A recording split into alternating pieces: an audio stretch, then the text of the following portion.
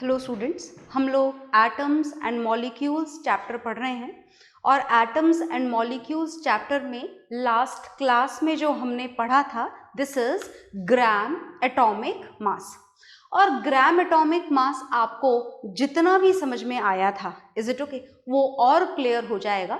पर उसको और क्लियर करने से पहले हम आज की क्लास में एक नई टर्म स्टार्ट करेंगे and this new term is molecular mass.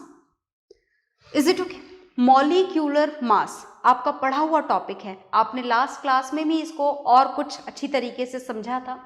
तो ये जो मॉलिक्यूलर मास है this is the mass of one molecule of any element और one molecule of any compound, right. तो ये जो मॉलिक्यूलर मास है, ये मॉलिक्यूलर मास आपने किस में मेजर करा था? यूनिट्स में, यू में मेजर किया था। चलिए एक एग्जाम्पल के साथ में स्टार्ट करते हैं। Let us start with the example of water. क्या आप वाटर का मॉलिक्यूलर मास कैलकुलेट कर सकते हैं? बिल्कुल कर सकते हैं। देखिएगा ध्यान से, वाटर का molecular mass, how many atoms of hydrogen are here? 2। बहुत ध्यान से करना है ये वाला काम, गलती नहीं करनी है इसमें, है ना। तो this is 2 atoms of hydrogen are there into 1. It has to be multiplied with the atomic mass of hydrogen. Plus आपको यहाँ पर किसका मास ऐड करना है? ऑक्सीजन का। What is the mass of oxygen? 16 into 1. Is it okay? So finally the molecular mass of water which we obtain is 2 plus 16, that is 18 units. तो अब अगर आपसे वाटर का मॉलिक्यूलर मास पूछा जाए तो आप क्या लिखेंगे? 18 यूनिट्स। बहुत ध्यान से सुनिएगा, इस मॉलिक्यूलर मास का मतलब क्या है? Mass of one molecule. Mass of one molecule, किसके मॉलिक्यूल का? Mass of one molecule of water. Is it okay? And that is equal to 18 units. ये तो आपने लिखा वाटर के वन मॉलिक्यूल का मास। Is it okay? आगे देखिएगा। Now we are going to know about the gram molecular mass. कौन सा मास अब हम जानना चाहते हैं? हम जानना चाहते हैं ग्राम molecular mass. Is it okay? बहुत ध्यान से सुनिएगा, ग्राम मॉलिक्यूलर मास को। सिमिलरली जैसा आपने एटॉमिक मास के लिए किया था वैसा ही मॉलिक्यूलर मासेस के लिए करना है। मॉलिक्यूलर मासेस आपने यूनिट्स में मेजर किए हैं, तो ग्राम मॉलिक्यूलर मास किस में मेजर करेंगे? ग्राम्स में। मतलब नॉर्मली अगर जो भी मॉलिक्यूलर मासेस आपने जिस भी मॉलिक्यूल के लिए कैलकुलेट किए हैं, अगर आप उसमें से यूनिट हटाकर ग्राम लगा दो तो वो क्या बन जाएगा? ग्राम मॉलिक्यूलर मास बन जाएगा, राइट। तो अगर आपसे पूछा जाए what is the gram molecular mass of water, तो आप कितना लिखेंगे? तो आप लिखेंगे 18 यूनिट्स हटा करके क्या लगा देंगे? 18 ग्राम्स लगा देंगे। मतलब मास of one molecule of water is 18 unit and gram molecular mass of water is 18 ग्राम। तो क्या ये दोनों सेम है? नहीं। मैंने ये बात आपको लास्ट क्लास में ही क्लियर कर दी थी कि यूनिट और ग्राम कभी सेम नहीं हो सकते। This is a very smaller unit of measurement and this is a comparatively a very bigger unit of measurement of mass. तो डिफरेंस क्या है? डिफरेंस ये है कि this is the mass of one molecule of water and this is the mass of, याद है ना ये किसका मास है? ये जो ग्राम मॉलिक्यूलर मास है this is the mass of 6.022 into 10⁻³ molecules of water. ये वाटर के एक मॉलिक्यूल का मास नहीं है 18 ग्राम, ये वाटर के इतने सारे मॉलिक्यूल्स का मास है क्या? 18 ग्राम्स। Is it okay? आ गई बात समझ में? तो आगे देखिएगा, क्या आप इसको कुछ और भी लिख सकते हैं? बिल्कुल, आपको लास्ट क्लास में बताया गया था कि ये जो नंबर है, इस नंबर को हमारी केमिस्ट्री में क्या बोला जाता है? इस नंबर को हमारी केमिस्ट्री में बोला जाता है 1 मोल। तो mass of 1 mole of molecules of water is equal to 18 gram. मतलब एक मॉलिक्यूल का मास कितना है? 18 यूनिट वाटर की, है ना। वाटर का अलग होगा, कार्बन डाइऑक्साइड का अलग होगा, बेकिंग सोडा का अलग होगा, सबका अलग अलग होता है। Is it okay? तो वाटर के एक मॉलिक्यूल का मास कितना है? 18 यूनिट्स। और उसी वाटर के इतने सारे मॉलिक्यूल का मास कितना है? 18 grams. Is it okay? So whatever is there on the board, you just note it down. Then we will learn something more about the gram atomic masses and gram molecular masses, right?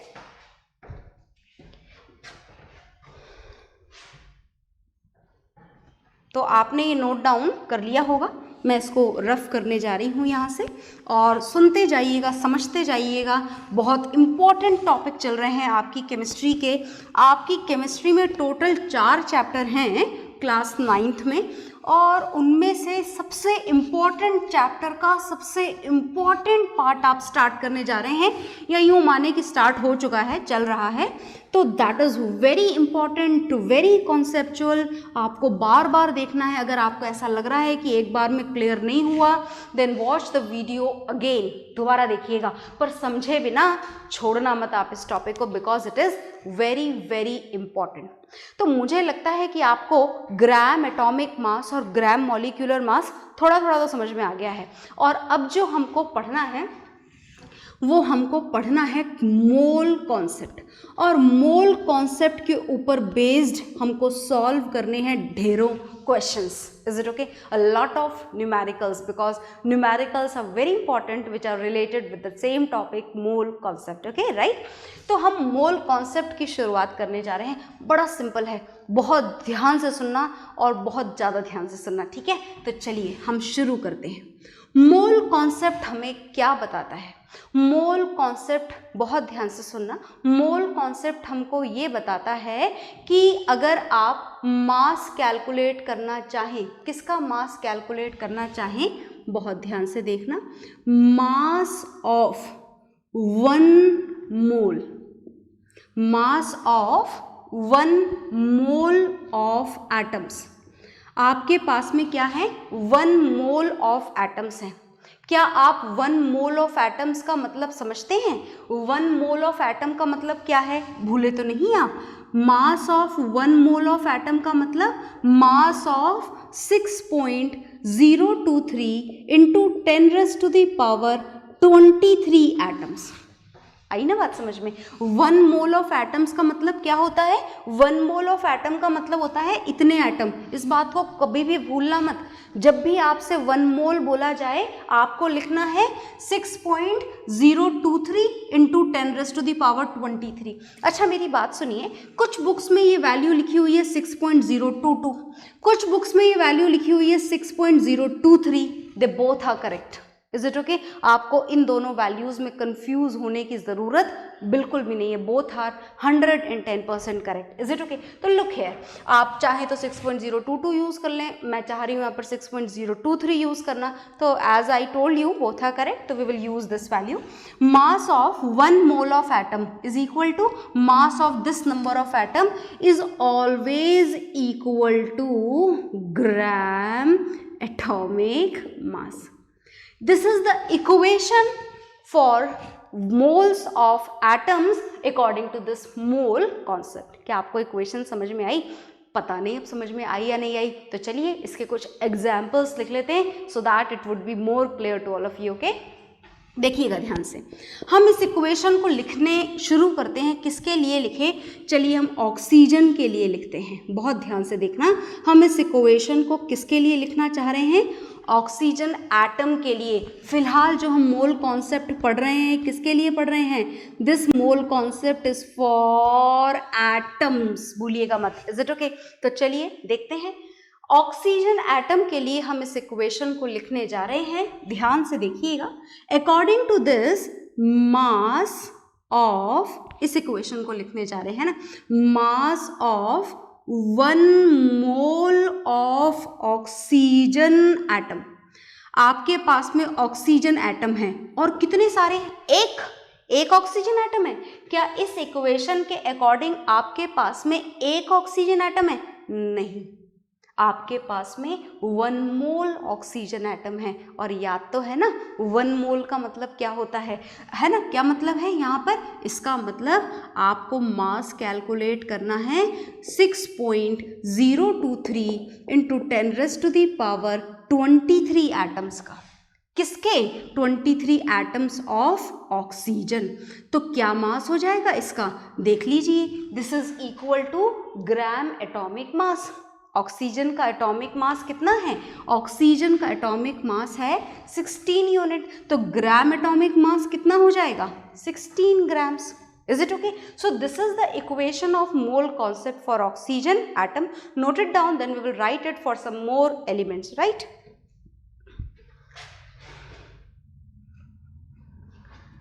हाँ जी, तो आपने ये note down कर ली होगी। And now we are going to write down the same equation for any other element. चलिए तो लिख लीजिए। तो अगर अब मैं आपसे पूछूं, इस इक्वेशन के ऊपर बेस्ड कोई क्वेश्चन पूछूं, अगर मैं आपसे पूछूं what is the mass of 1 mole of nitrogen atoms, तो क्या आप नाइट्रोजन एटम के 1 मोल का मास बता सकते हैं? बिल्कुल बता सकते हैं। 1 मोल का मास किसके बराबर होता है? ग्राम एटॉमिक मास के। और ग्राम एटॉमिक मास नाइट्रोजन का कितना है? पता नहीं। पता नहीं क्या? बिल्कुल पता है। कैसे नहीं पता? नाइट्रोजन का एटॉमिक मास यहाँ लिखा हुआ है 14 यूनिट्स, पर ये तो नाइट्रोजन के 1 एटम का मास है। हमें तो नाइट्रोजन के 1 मोल का मास पता लगाना है। 1 मोल का मतलब भूले तो नहीं ना, दोबारा मेंशन कर देते हैं। This is the mass of, कितने एटम का मास है ये? मास ऑफ 6.023 इंटू 10⁻23 एटम्स का मास है। एंड व्हाट इट इज, क्या है इसकी value? This is equal to 14 grams. मतलब बात समझ गए ना? अगर आपके पास में नाइट्रोजन का एक एटम है तो मास कितना होगा? 14 यूनिट। और अगर आपके पास में नाइट्रोजन के इतने सारे एटम्स हैं तो मास कितना होगा? 14 ग्राम्स। तो नोट डाउन कर लीजिए। ओके,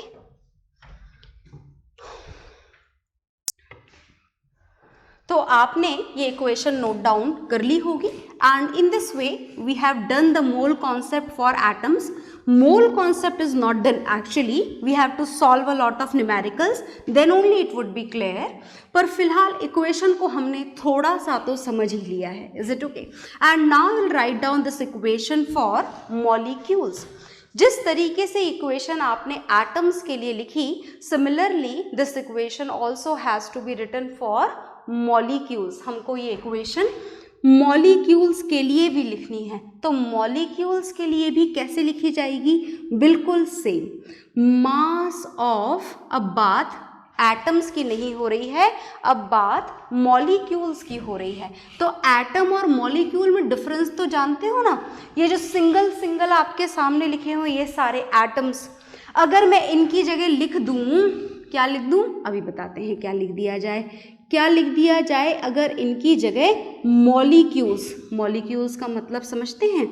जैसे मैंने N लिखा तो इसका मतलब है नाइट्रोजन एटम। अगर लिख दिया N2 तो this is the molecule of nitrogen. Similarly अगर हमने O लिखा तो this is the atom of oxygen. और अगर O2 लिख दिया तो this is the molecule of oxygen, है ना?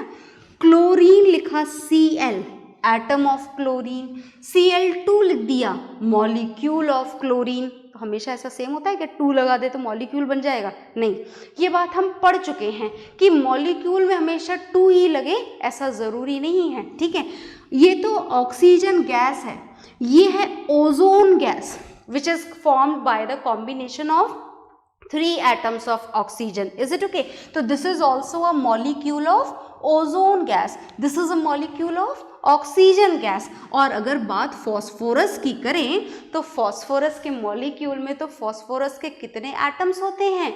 4 एटम्स। Is it okay? अच्छा एक बात और, अगर बात सल्फर की करें तो और बड़ा कमाल होता है, और कमाल ये होता है कि सल्फर के अंदर तो है ना 8 एटम्स अटैच होते हैं। सल्फर के एक मॉलिक्यूल के अंदर कितने एटम्स कनेक्टेड होते हैं? 8 एटम्स कनेक्टेड होते हैं।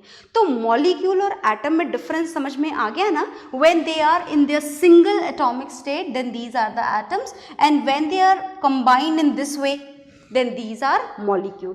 ये आपने देखे similar element का combination. So these are the molecules of element.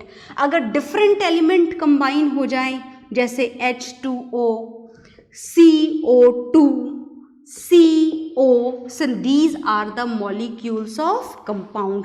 तो ये जो आपके सामने लिखे गए हैं ये हैं compound molecules, और ये जो ऊपर वाले examples हैं these are the molecules of elements. ये किसके मॉलिक्यूल्स हैं?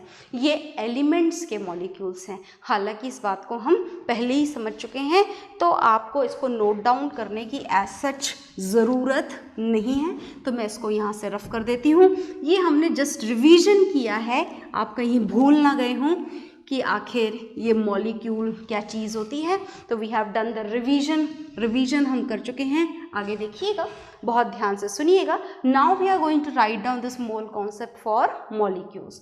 According to this, mass of 1 mole of molecules, mass of 1 mole of molecules, आपके पास में कितने मॉलिक्यूल्स हैं? 1 mole of molecules are there with you. Is it okay?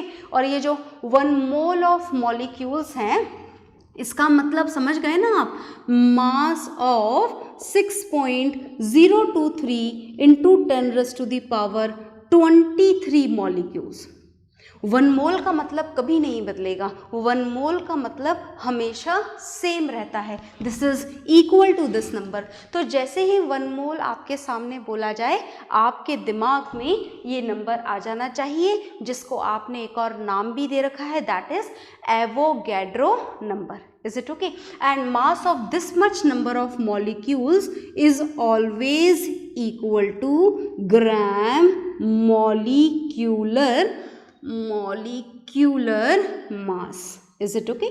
तो चलिए we'll write down this equation for water. water के लिए लिख लें हम इस equation को. we'll write it for water. water के लिए लिख लेते हैं. तो देखिएगा ध्यान से, वाटर इज H2O, H2O है ना वाटर। अब देखिएगा ध्यान से, क्या वाटर का मॉलिक्यूलर मास याद है आपको? बिल्कुल याद है। How many atoms of hydrogen are there? 2। Hydrogen के एटम का मास कितना होता है? 1 यूनिट। प्लस ऑक्सीजन के कितने एटम्स हमको यहाँ दिखाई दे रहे हैं? 1। What is the atomic mass of oxygen? This is 16.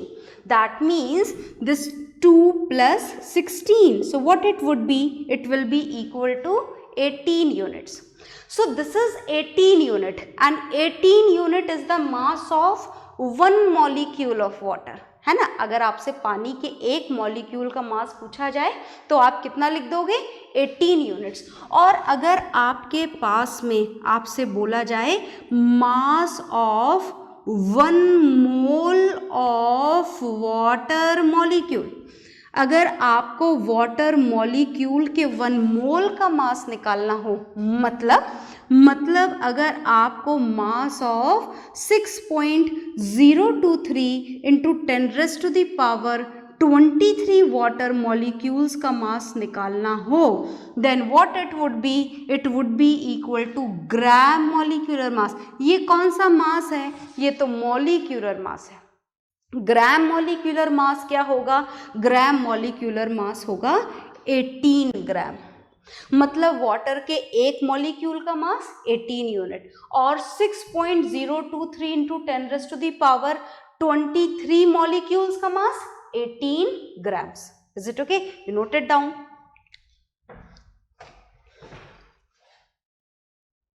तो आपने ये नोट डाउन कर लिया होगा, और इसको नोट डाउन करने के साथ में आप इसे बार बार पढ़िएगा ज़रूर। धीमे धीमे आपको ये समझ में आ जाएगा कि आखिर ये मोल कॉन्सेप्ट हमको बहुत ही छोटी सी बात बताने जा रहा है। और अब मैं जो आपको बात बताने जा रही हूँ वो है फॉर्मूलेज विच आर डिराइव्ड। हालांकि ये जो आपने मोल कॉन्सेप्ट पढ़ा है, इस मोल कॉन्सेप्ट से आप यूनिटरी मेथड से सारे न्यूमेरिकल सॉल्व कर सकते हैं, बट हमने उस यूनिटरी मेथड से भी और आसान काम ढूंढ लिया है और आसान तरीके से होने वाला। We will use some formulas which we will use directly to solve the numericals of atoms and molecules. Okay, और इन फॉर्मूलाज को जानने से पहले आपको एक काम करना है और वो है एक छोटा सा word, that is molar mass, जो हम बार बार काम में लेंगे आपके फॉर्मूला को लिखने के लिए। तो ये जो मोलर मास है, this molar mass is the word which can be used for gram atomic mass. Is it okay? आप इस मोलर मास को किसके लिए यूज कर सकते हैं? ग्राम एटॉमिक मास के लिए।